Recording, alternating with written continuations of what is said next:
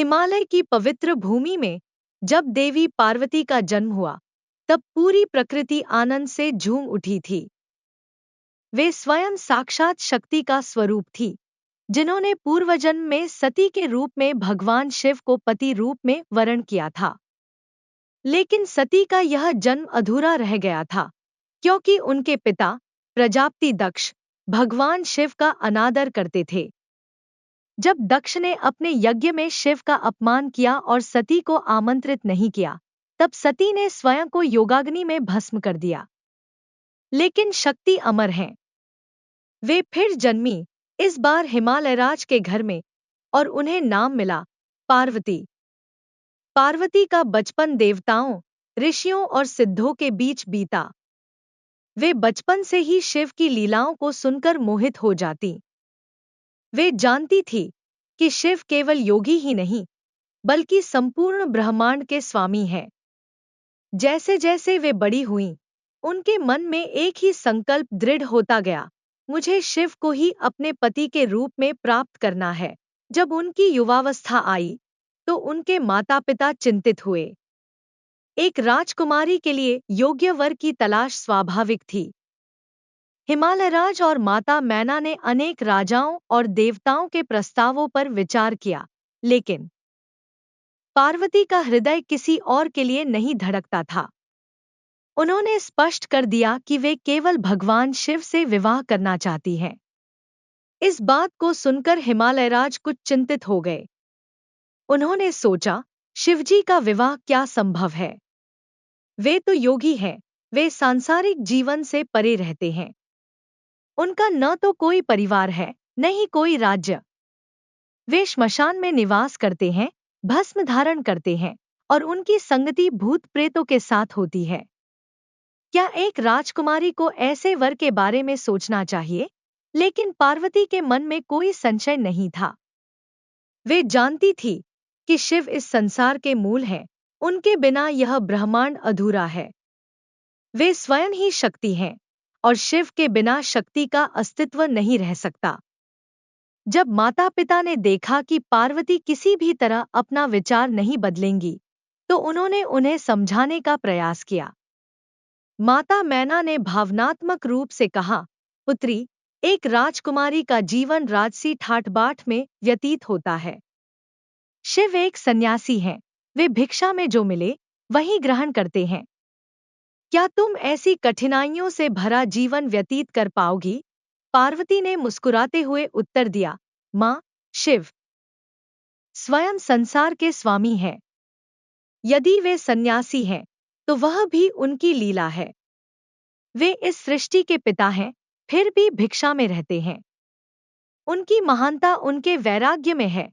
माता-पिता ने उन्हें बहुत समझाने का प्रयास किया, लेकिन पार्वती अपने संकल्प से विचलित नहीं हुई। अंततः उन्होंने निर्णय लिया कि वे कठोर तपस्या करेंगी और शिव को प्रसन्न करेंगी। पार्वती ने अपने महल का सुखसाधन छोड़ दिया और वन में जाकर घोर तपस्या प्रारंभ की। वे गहन जंगलों में चली गईं, जहां ऋषिमुनि साधना करते थे। उन्होंने सबसे पहले छोटी-छोटी उपवास साधनाएं कीं, लेकिन जैसे जैसे उनका तप बढ़ता गया, उन्होंने और भी कठिन व्रत धारण कर लिए। उनकी तपस्या इतनी कठिन थी कि पहले उन्होंने केवल फलाहार पर रहना प्रारंभ किया, फिर वे केवल पत्तों पर रहने लगी, और अंततः उन्होंने अन्नजल का त्याग कर दिया। वे केवल हवा के सहारे रहने लगी और अपनी संपूर्ण ऊर्जा भगवान शिव के ध्यान में लगा दी। गर्मियों में, जब सूर्य प्रचंड रूप से तपता था, वे अग्नि कुंड के बीच बैठकर ध्यान करती थी। ठंड के दिनों में वे बर्फीली पहाड़ियों पर बिना किसी ऊनी वस्त्र के ध्यानस्थ रहती थी। उनकी तपस्या इतनी प्रबल थी कि संपूर्ण ब्रह्मांड में इसकी चर्चा होने लगी। देवता, ऋषि और स्वयं ब्रह्मा और विष्णु भी उनकी भक्ति को देखकर आश्चर्यचकित थे। वे समझ गए कि यह कोई साधारण स्त्री नहीं, बल्कि स्वयं शक्ति हैं, जिन्होंने शिव को प्राप्त करने का संकल्प लिया है। भगवान शिव इस समय कैलाश पर्वत पर गहन ध्यान में लीन थे। उन्हें संसार की किसी भी घटना की कोई चिंता नहीं थी। लेकिन जब पार्वती की कठोर तपस्या का प्रभाव चारों ओर फैलने लगा, तो उनकी जटाओं में बह रही गंगा भी प्रभावित हुई। देवता शिव के पास पहुंचे और उनसे प्रार्थना करने लगे, प्रभु, पार्वती जी ने आपके लिए इतनी कठोर तपस्या की है, कृपया उन पर अपनी कृपा दृष्टि डालें। शिव मुस्कुराए और बोले, क्या तुम्हें लगता है कि मैं उनकी तपस्या से अनभिज्ञ हूँ? मैं जानता हूँ कि वे कौन हैं, लेकिन मैं किसी को इतनी जल्दी स्वीकार नहीं करता। उनकी तपस्या की परीक्षा लेना आवश्यक है। भगवान शिव ने पार्वती की भक्ति की परीक्षा लेने का निश्चय किया। उन्होंने एक वृद्ध तपस्वी का रूप धारण किया और पार्वती के पास पहुंचे। उन्होंने कहा, बेटी, तुम इतनी कठोर तपस्या क्यों कर रही हो? पार्वती ने उत्तर दिया, मैं भगवान शिव को अपने पति के रूप में प्राप्त करना चाहती हूँ। वृद्ध तपस्वी हंस पड़े और बोले, शिव, वे तो एक योगी हैं। वे श्मशान में रहते हैं, उनके गले में सर्प हैं और वे भस्म धारण करते हैं। क्या तुम सच में चाहती हो कि तुम्हारा जीवन एक सन्यासी के साथ व्यतीत हो? पार्वती शांत रहीं। उन्होंने उत्तर दिया, भगवान शिव इस ब्रह्मांड के आधार हैं।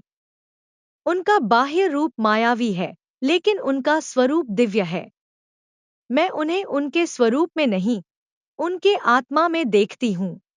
यह सुनते ही वृद्ध तपस्वी ने अपना वास्तविक रूप प्रकट किया। वे स्वयं भगवान शिव थे। वे पार्वती की भक्ति से प्रसन्न हो गए और बोले, हे देवी, तुम्हारी तपस्या सफल हुई। मैं तुम्हें अपनी अर्धांगिनी के रूप में स्वीकार करता हूँ। यह सुनकर पार्वती के हृदय में अपार आनंद हुआ। उनकी वर्षों की तपस्या का फल उन्हें प्राप्त हो चुका था। जब भगवान शिव ने देवी पार्वती की कठोर तपस्या से प्रसन्न होकर उन्हें अपनी अर्धांगिनी के रूप में स्वीकार कर लिया, तब यह समाचार पूरे ब्रह्मांड में फैल गया। ऋषि मुनि, देवता और गंधर्व इस अद्भुत संयोग की चर्चा करने लगे। देवताओं में हर्षोल्लास तो था, लेकिन उनके मन में एक संदेह भी था। देवताओं ने सोचा, शिव एक योगी हैं, वे सांसारिक जीवन से दूर रहते हैं। क्या वे सच में पार्वती जी के साथ गृहस्थ जीवन व्यतीत करेंगे? यदि वे विवाह के लिए तैयार भी हो गए हैं, तो क्या वे अपने कर्तव्यों को निभा पाएंगे? देवताओं को चिंता थी कि यदि भगवान शिव फिर से ध्यान में लीन हो गए और पार्वती को अकेला छोड़ दिया, तो देवी का जीवन कठिन हो जाएगा। देवताओं के मन में संदेह उत्पन्न होते ही उन्होंने इस विषय पर विचार करने के लिए एक सभा बुलाई। सभा में सभी प्रमुख देवता उपस्थित थे, इंद्र, विष्णु, ब्रह्मा, वरुण, अग्नि, वायु और अन्य गण। इंद्र ने कहा, शिव का विवाह निश्चित रूप से एक शुभ घटना है, लेकिन क्या हम यह सुनिश्चित कर सकते हैं कि वे अपने दायित्वों का सही प्रकार से निर्वहन करेंगे? हमें इस बारे में कुछ करना चाहिए। भगवान विष्णु, जो सदा धर्म की रक्षा के लिए प्रयासरत रहते थे, वे बोले, शिव कोई साधारण योगी नहीं है। वे इस ब्रह्मांड के मूल आधार हैं। लेकिन यह सत्य है कि वे सांसारिक बंधनों से परे रहते हैं। हमें यह सुनिश्चित करना होगा कि वे पार्वती जी को उचित सम्मान और प्रेम दें। इसी बीच देवर्षि नारद वहां उपस्थित थे। वे सदैव अपने विचित्र तरीकों से घटनाओं को आगे बढ़ाने में माहिर थे। उन्होंने सोचा, यह एक रोचक अवसर है। क्यों न मैं इस विवाह में कुछ रस उत्पन्न करूं? नारद मुनि तुरंत कैलाश पर्वत की ओर निकल पड़े। वे शिवजी के समीप पहुंचे और अत्यंत विनम्र भाव से बोले, जय हो महादेव। मैं आपको बधाई देने आया हूं। मुझे ज्ञात हुआ है कि आपने देवी पार्वती को अपनी अर्धांगिनी के रूप में स्वीकार कर लिया है। यह अत्यंत हर्ष की बात है। भगवान शिव मुस्कुराए और बोले, हाँ, यह सत्य है नारद। देवी पार्वती ने इतनी कठोर तपस्या की कि मैं प्रसन्न हो गया। अब मैं उन्हें अपनी अर्धांगिनी बनाने का संकल्प ले चुका हूँ। नारद मुनि ने धीरे से कहा, महादेव, मैं आपके निर्णय पर कोई संदेह नहीं कर रहा, लेकिन क्या आपने कभी सोचा है कि विवाह एक बहुत बड़ी जिम्मेदारी होती है? आप तो सदा ध्यान में लीन रहते हैं, भूत प्रेतों के साथ निवास करते हैं। क्या आपने विचार किया कि पार्वती जी एक राजकुमारी हैं? क्या वे आपके साथ इस प्रकार का जीवन व्यतीत कर पाएंगी? शिवजी गंभीर हो गए।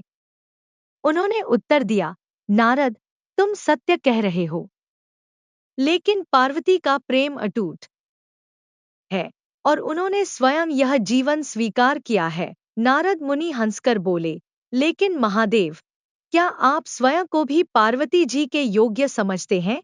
शिवजी यह सुनकर चौंक गए। नारद ने आगे कहा, महादेव, आप तो योगी हैं। आपकी वेशभूषा, आपका निवास स्थान, आपकी दिनचर्या, सब कुछ एक सन्यासी के समान है।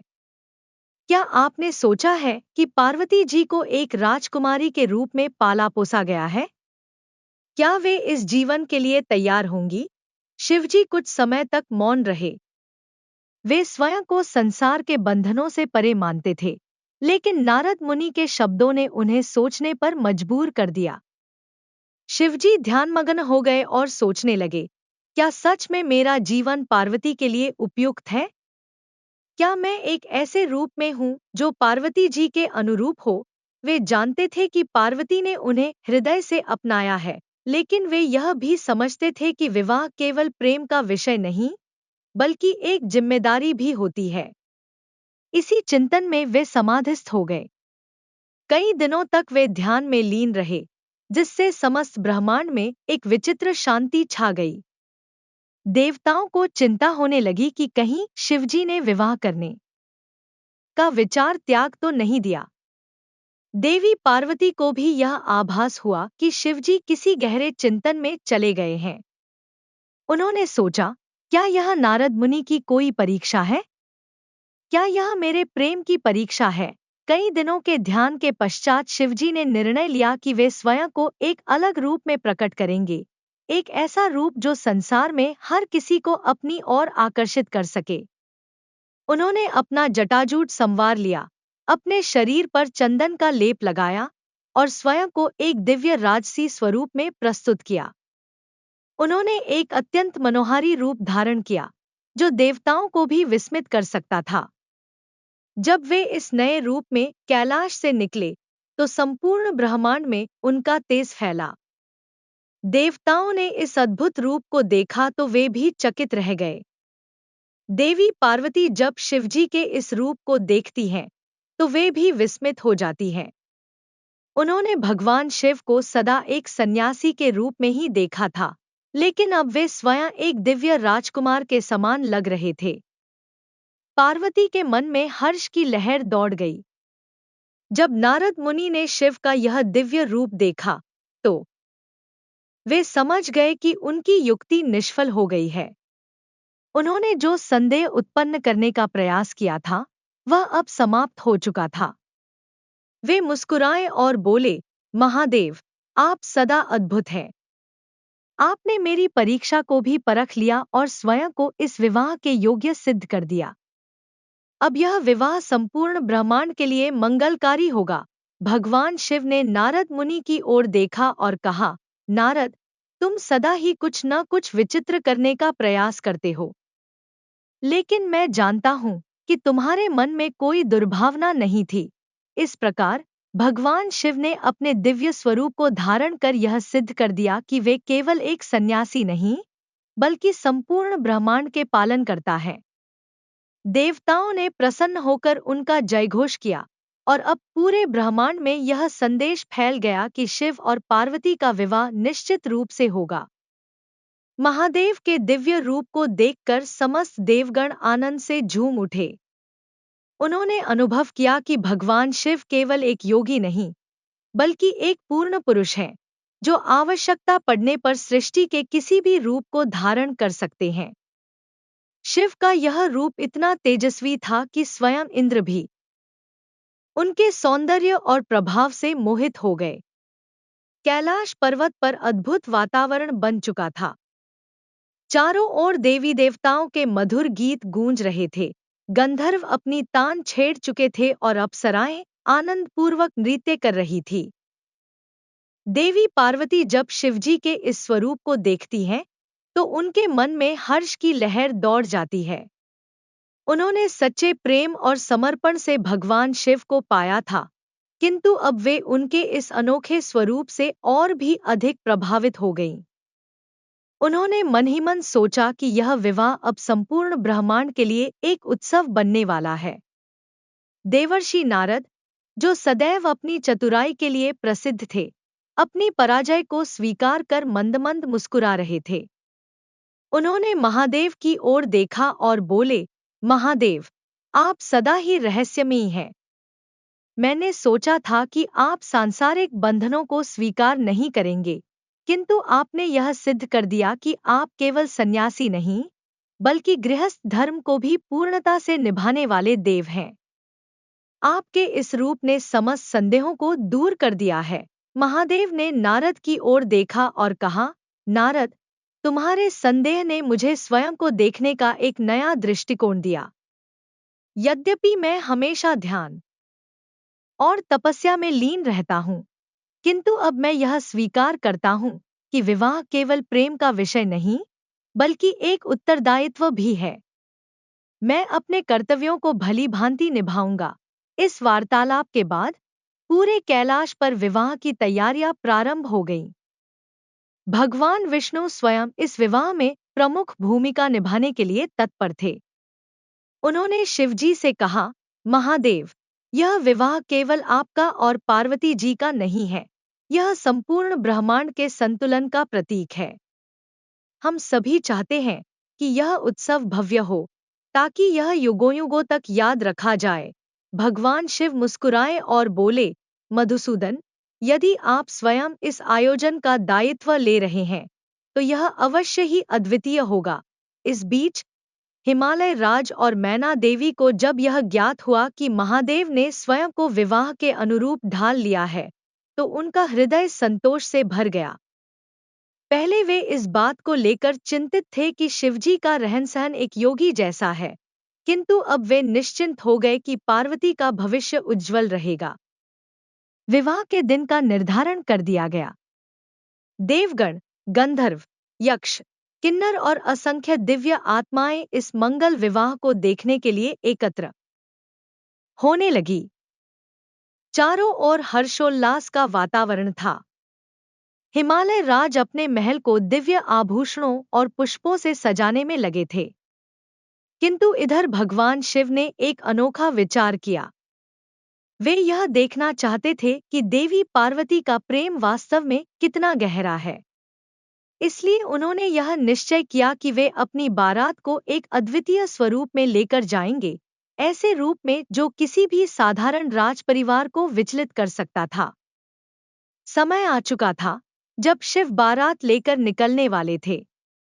उनके गण, भूत, प्रेत, पिशाच, नाग, गंधर्व और अनेक अघोरी इस बारात में सम्मिलित हुए। शिवजी स्वयं अपने साधारण रूप में थे, वस्त्रों के नाम पर केवल एक व्याघ्रचर्म, गले में नागों की माला, भस्म से सना हुआ शरीर, जटाओं में गंगा और माथे पर चंद्रमा। उनके वाहन नंदी बैल ने गर्जना की और शिव बारात प्रस्थान कर गई। शिव बारात को देखकर देवगण विस्मित थे। यह किसी भी सामान्य राजसी विवाह की बारात नहीं थी, बल्कि एक अनोखी, भयावह और रहस्यमयी बारात थी। भूत प्रेत नृत्य कर रहे थे, अघोरी शिव के नाम का जयघोष कर रहे थे, नाग इधर-उधर रेंग रहे थे। यह देखकर अन्य देवी देवताओं को चिंता हुई कि हिमालय राज और मैना देवी इस बारात को देखकर क्या प्रतिक्रिया देंगे। जब यह बारात हिमालय राज के महल के समीप पहुंची, तो वहां उपस्थित लोग भयभीत हो गए। राजा हिमालय स्वयं आश्चर्यचकित रह गए। उन्होंने कभी सोचा भी नहीं था कि शिवजी इस रूप में विवाह करने आएंगे। महल में उपस्थित महिलाओं और राजकुमारियों में हलचल मच गई। कुछ तो भय से भीतर चली गई और कुछ ने अपना मुख छिपा लिया। परंतु असली समस्या तब उत्पन्न हुई जब मैना देवी ने इस बारात को देखा। उन्होंने कभी स्वप्न में भी नहीं सोचा था कि उनकी पुत्री का विवाह एक ऐसे देवता से होगा जिनके साथी भूत प्रेत होंगे। वे अत्यंत व्याकुल हो उठीं और तुरंत पार्वती को अपने कक्ष में बुलाया। पार्वती, यह क्या हो रहा है? मैना देवी ने व्याकुलता से कहा। मैंने सोचा था कि शिवजी एक दिव्य और तेजस्वी देवता होंगे, किंतु यह बारात तो भयावह है। क्या तुम सच में इस विवाह के लिए तैयार हो? पार्वती जी ने शांतिपूर्वक अपनी माता की ओर देखा और मुस्कुराते हुए कहा, माता, यह बारात मेरे स्वामी की वास्तविकता का प्रतीक है। शिव केवल रूप और सौंदर्य के लिए पूजनीय नहीं है, वे संपूर्ण सृष्टि के मूल तत्व हैं। वे मृत्युलोक के उन प्राणियों को भी अपनाते हैं जिन्हें समाज ने त्याग दिया है।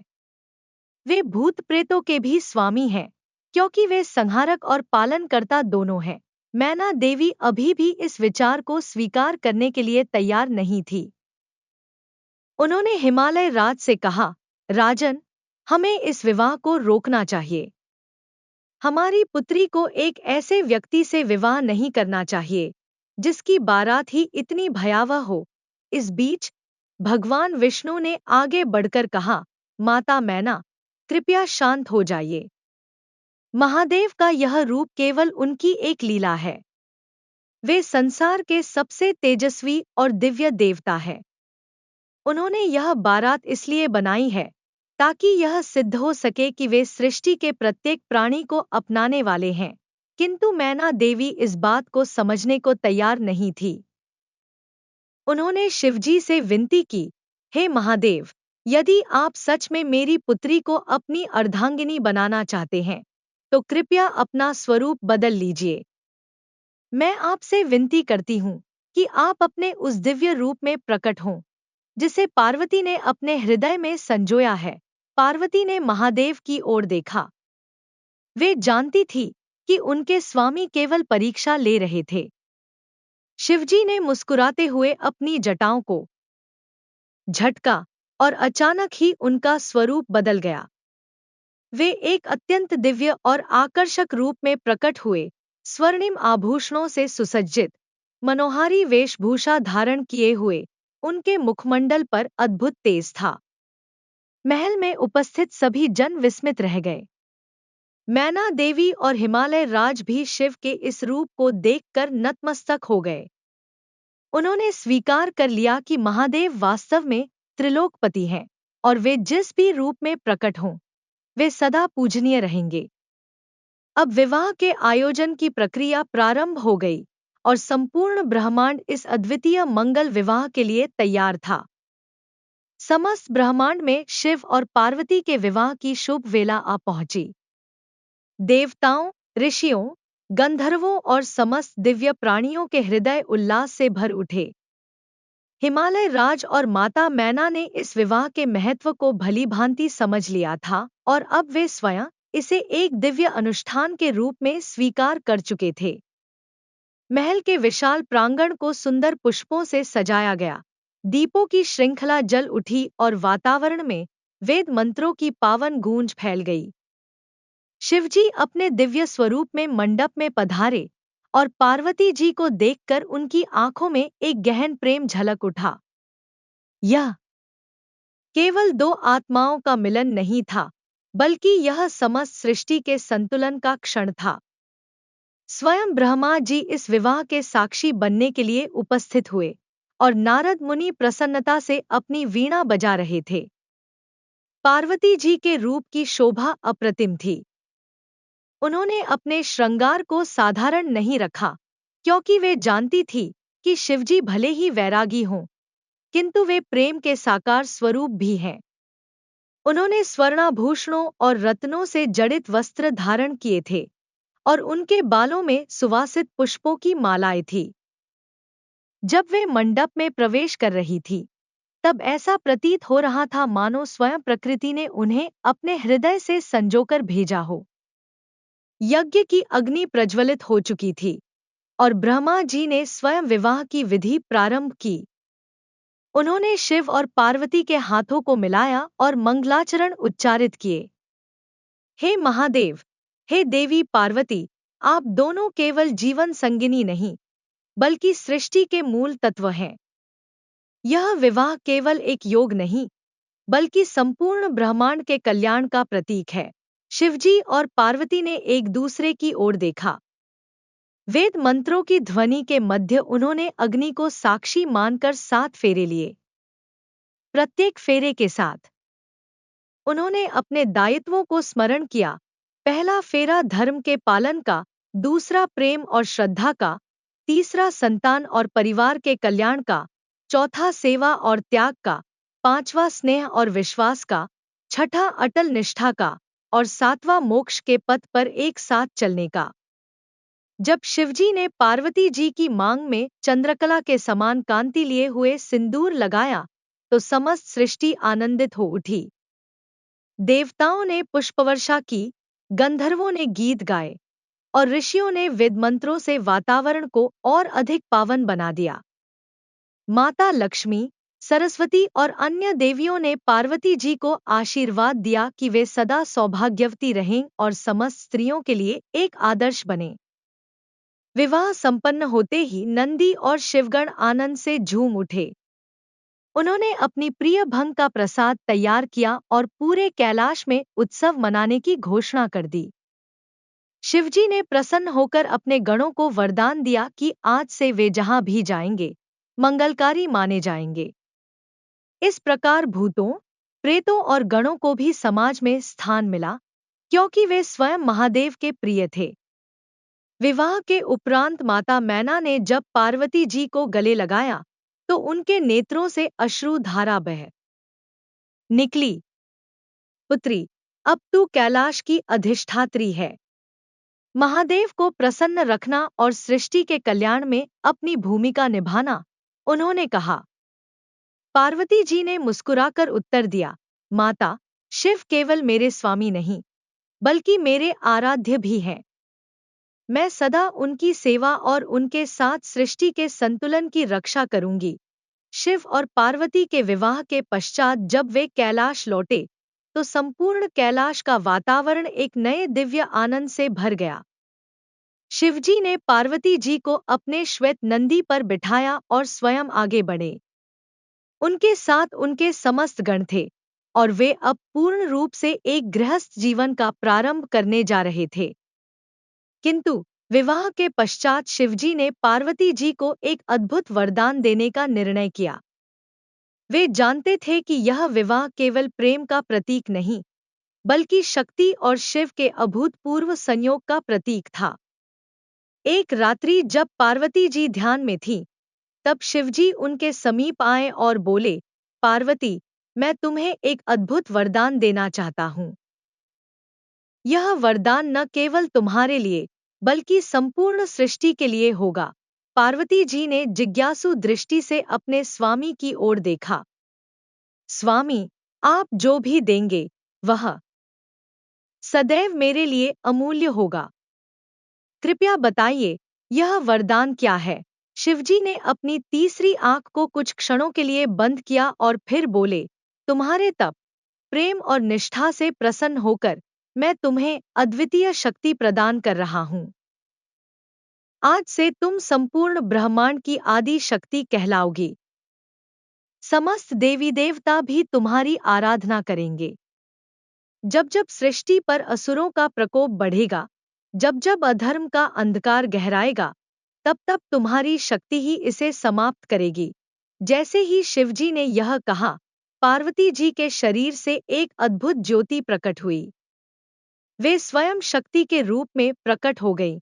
जगदम्बा, दुर्गा, महाकाली, महालक्ष्मी और महासरस्वती। समस्त दिशाओं में देवी के जयघोष गूंज उठे। देवताओं ने उनकी स्तुति की और शिवजी स्वयं अपनी अर्धांगिनी को प्रणाम करने लगे। पार्वती जी इस अद्भुत वरदान को पाकर भावविभोर हो गईं। उन्होंने कहा, स्वामी, यदि आपने मुझे शक्ति का स्वरूप दिया है, तो मैं सदा इसके योग्य बनने का प्रयास करूंगी। जब भी संसार में अधर्म बढ़ेगा, मैं उसकी रक्षा के लिए अपने रूपों में अवतरित होऊंगी। शिवजी ने मुस्कुराकर कहा, हे देवी, तुम सदा मेरी शक्ति रहोगी। तुम केवल मेरी अर्धांगिनी नहीं, बल्कि इस संपूर्ण ब्रह्मांड की जननी हो। तुम सदा पूजनीय रहोगी। इस प्रकार महाशिवरात्रि के पावन अवसर पर पार्वती जी को शिवजी से यह अद्भुत वरदान प्राप्त हुआ। इस दिन से यह मान्यता बन गई कि जो भी इस रात्रि में शिव पार्वती का ध्यान करता है, व्रत रखता है और सच्चे हृदय से उनकी आराधना करता है, उसे शिवजी और माता पार्वती का विशेष आशीर्वाद प्राप्त होता है। इस दिन की महिमा इतनी अद्भुत है कि जो भी व्यक्ति इस पावन रात्रि में एकाग्रचित्त होकर शिव का ध्यान करता है, उसके समस्त कष्ट दूर हो जाते हैं और उसे अपार सुख, समृद्धि और मोक्ष की प्राप्ति होती है। महाशिवरात्रि केवल शिव और पार्वती के विवाह का उत्सव नहीं, बल्कि शिव और शक्ति के एकत्व की सर्वोच्च अनुभूति है। यह वह दिन है जब सृष्टि के आधारभूत तत्व पुरुष और प्रकृति एक होते हैं और संपूर्ण ब्रह्मांड में एक नई ऊर्जा का संचार करते हैं। यही कारण है कि महाशिवरात्रि पर जागरण, अभिषेक और शिवध्यान का विशेष महत्व है। इस दिन जो भी सच्चे मन से शिवजी की उपासना करता है, उसे न केवल सांसारिक सुख संपत्ति की प्राप्ति होती है, बल्कि मोक्ष का द्वार भी खुल जाता है। शिव और शक्ति की यह अनंत लीला सदा सृष्टि के कल्याण के लिए अविरल प्रवाहित होती रहेगी।